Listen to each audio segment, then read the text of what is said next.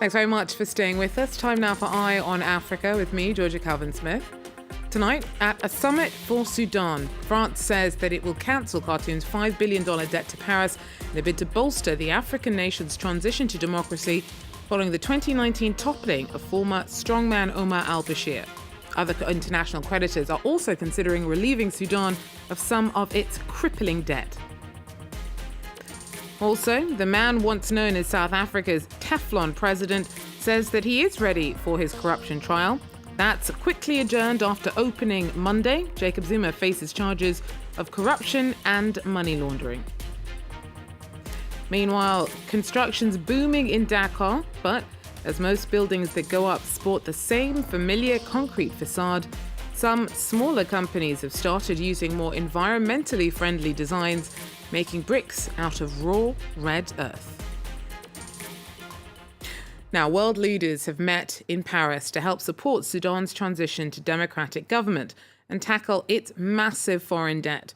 France will cancel more than €4 billion worth of debt owed to it by Sudan and has agreed to lend another $1 billion to help clear Khartoum's arrears to the IMF. The country emerged from decades of economic sanctions after the military ousted former President Omar al-Bashir in 2019.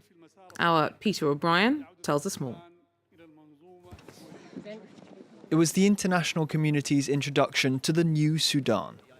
Beneath the Eiffel Tower, Emmanuel Macron rolled out the red carpet for Sudanese leaders to meet with other world powers and members of the International Monetary Fund, all to salute its transition to democracy and reward it with relief from its mountain of debt. Among the commitments made, France will cancel more than €4 billion of debt and lend a further €1.2 billion to help it pay off its almost €50 billion bill to the IMF. We're in favour of cancelling this debt worth $5 billion. That's what our support for your democratic transition means. That's what our commitment to the Sudanese youth who brought about your revolution means. Sudan's transition comes after years of authoritarian rule by strongman Omar al-Bashir, who was ousted during a revolution in 2019. Its economy had been ravaged by international isolation and US sanctions. The Trump administration lifted these after al-Bashir's ouster and removed Sudan from its list of state sponsors of terrorism, paving the way for international help. The head of Sudan's Sovereign Council, Abdel Fattah al-Burhan, praised the Paris summit as a historic opportunity. The French initiative is a very important step to help Sudan free itself from its debts so that it can move forwards without that burden.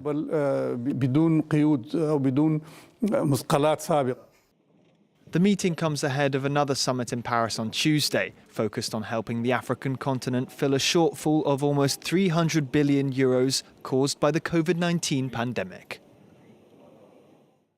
Well, speaking exclusively to France 24, Rwandan President Paul Kagame said that his country has a shot at repairing relations with France because of a recent report commissioned by President Emmanuel Macron that concluded that France did bear some responsibility for the 1994 genocide in Rwanda. At least 800,000 people were killed in massacres of the Tutsi ethnic group by the Hutu regime at the time. Macron's expected to travel to be the first French president heading over to Rwanda since 2010, when he heads out over the coming weeks. Kagame has accused France of participating in the genocide in the past, but has now indicated that relations are in the process of normalization. I think this is a big step forward that is welcome by Rwanda and I guess by many in France, that we can have these facts, the truth established by independent people, by independent commissions. France and Rwanda have a chance now and a good basis on which to create a good relationship, as the case should have been. Then the rest we can leave it behind us. Maybe not forget it, but forgive it, and be able to move forward. And you can watch that full interview with the Rwandan president on the France 24 website and on the channel throughout the day on Tuesday. Well, in other news, the long-delayed graft trial of former South African President Jacob Zuma opened on Monday before almost immediately being adjourned. He faces charges of corruption, racketeering and money laundering. Though the date's been pushed back, the man once known as South Africa's Teflon president says that he is ready for the trial, considering that he has in the past notoriously ignored other court-ordered appearances. Sam Bradpeace has more.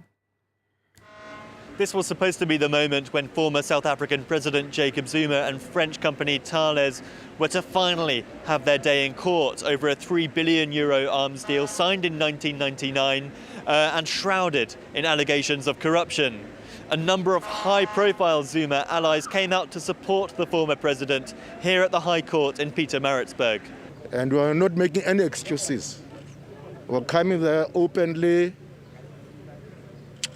publicly, to state that Jacob Zuma is innocent until proven guilty. But after 16 years of investigation, the court was adjourned, with Mr. Zuma's legal team telling the court that they wanted the chief prosecutor working on this case to be recused. Now, a spokesperson for the National Prosecutions Authority told us really that this was simply a delaying tactic.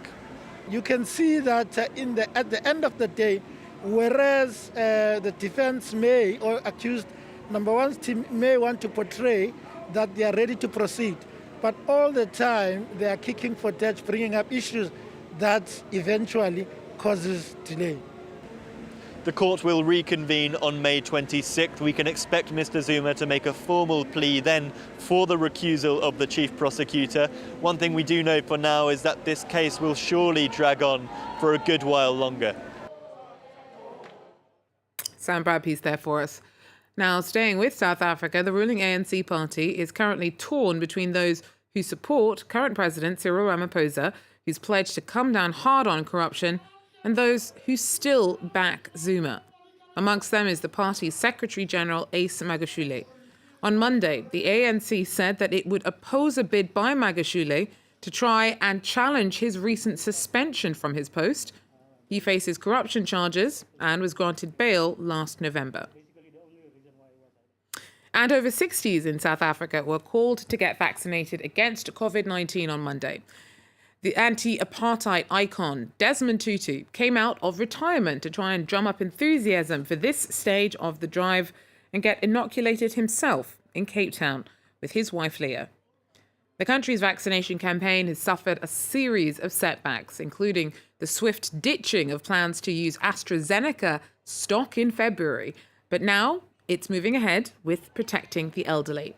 The plans are to give shots to almost 8,000 seniors at over 100 nursing homes by the end of the week, scaling up to 50,000 of the demographic by the end of the month. Construction's booming in Dakar, but as most buildings that go up sport the same familiar concrete facade, some smaller companies have started using more environmentally friendly designs and are making bricks out of raw red earth. Nicolas Chemin tells us more. Construction sites are rife in Dakar. Most use concrete. It's not expensive, but it's poorly suited to the region's heat. Concrete buildings only stay cool with much air conditioning. But some small companies are offering different, more environmental methods. This one uses raw earth or dirt compressed into reddish bricks. It's readily available, and to produce it doesn't require any additional CO2 emissions. And it can also create local jobs and reinvigorate, I think, a building traditional know-hows that have been lost for quite some time. Earth naturally regulates heat and humidity. This other company also makes compressed earth bricks.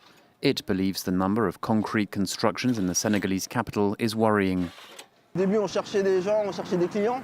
Aujourd'hui, on ne cherche pas de clients, on a beaucoup de demandes. On n'arrive pas à répondre à la demande. Donc on va dire que c'est plutôt bon signe, mais c'est une goutte d'eau, effectivement. Quand on voit Dakar, bon, personnellement, moi, je ne me focalise pas sur Dakar. J'essaie de me dire que peut-être le reste du pays est intéressant à sauver. Environmentalists hope earth bricks will become increasingly popular. They point out that the production of cement, the main ingredient in concrete, is estimated to account for 8% of the world's carbon dioxide emissions. Well, that's it for Eye on Africa for now. Thanks for joining us. Do so again if you can. Take care.